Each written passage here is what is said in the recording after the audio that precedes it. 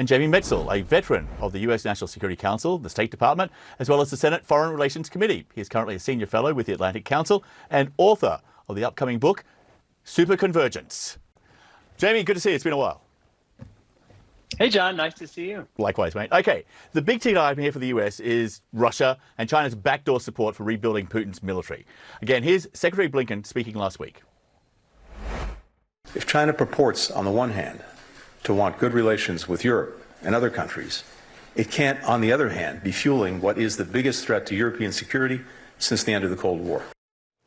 Can Blinken convey that message to Beijing that supporting Moscow is a losing bet and now's the time to stop? Can he do that effectively?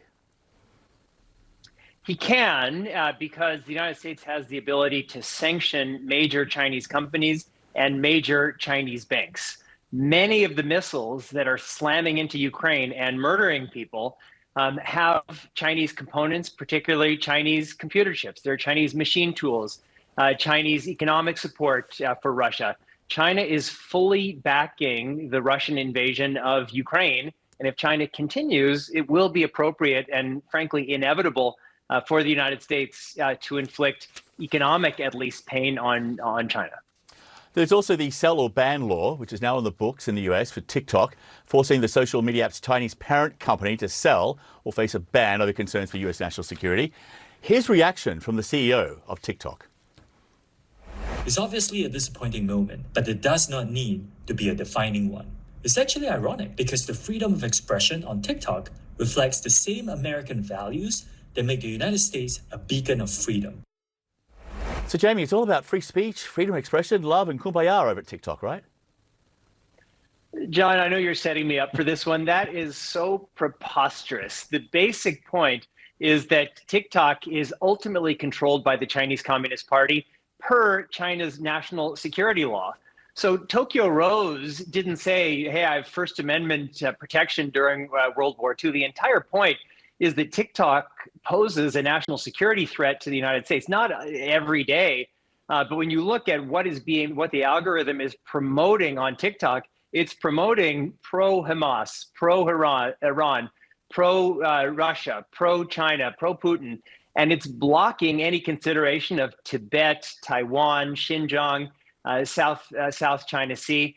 And even if it weren't, the fact that this is a company like all major Chinese multinationals, ultimately, by Chinese law, controlled by the Chinese Communist Party, means this has nothing to do with freedom of expression.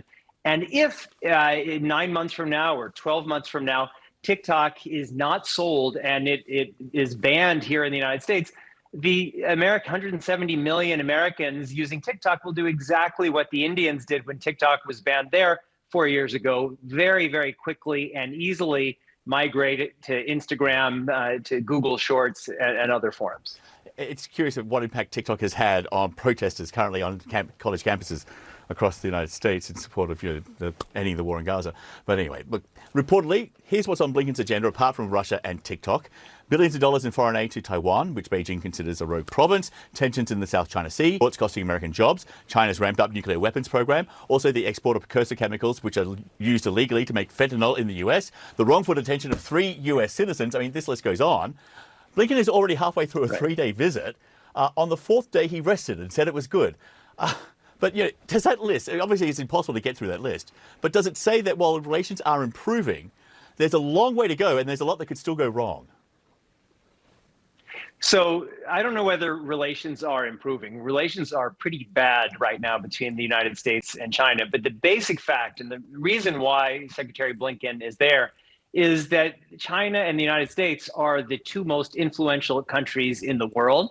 Whatever our differences, we need to keep talking. We need to be actively looking for common ground. We need to be working to minimize our differences. That doesn't mean that the United States needs to roll over and let China be so aggressive and run roughshod over the Philippines and the South China Sea and doing all the terrible things that China is very actively doing around the world and both here in the United States. You mentioned fentanyl and everything else. But we have to keep talking. We have common interests, climate change, preventing future pandemics, and don't get me started on COVID-19 origins. There's a lot that China is doing that is very harmful and very dangerous. And certainly China has critiques of the United States, but like in the height of the Cold War, we need to keep talking, because if this relationship goes totally off the rails, it's going to be bad for everyone, including ourselves. Notably, our friends at China's most infamous state-controlled tabloid, the Global Times, predicting that given that the US continues to send signals of pressuring for demand, experts hold low expectations for a positive outcome from Blinken's ongoing China visit. So in your assessment, the fact that they're talking is in fact a success in itself. Yes, we have to keep trying. I think it's very, very unlikely that China is going to say that we're going to dump our BFF Putin because you're saying it. But I do think that the United States has made clear, Secretary Yellen said there will be significant consequences if China continues on its course, certainly of supporting Putin. And the United States is going to have to prioritize and say, hey, these are the 1, 2, 3 things that we really care about. If you continue down this path, and I think that support for Putin will be one of them, there are going to be very significant consequences. And the United States has more leverage than we have in the past because China's economy is sinking and its buildings, half of it, the buildings in half of its cities are sinking. China is in big, big trouble, and it's not going to be able to be the bad boy of international affairs the way it has been in the past. So I certainly think that China has a possibility of turning a corner, of behaving in a much more responsible and constructive way in the world. And if we keep talking, maybe together we can find those opportunities. But I'm not optimistic. But if you don't talk at all, it's never going to happen. So Jamie Metzl there, good to see you. Thank you, sir. Thanks for the insight and the analysis. Anytime. Nice to see you. You too.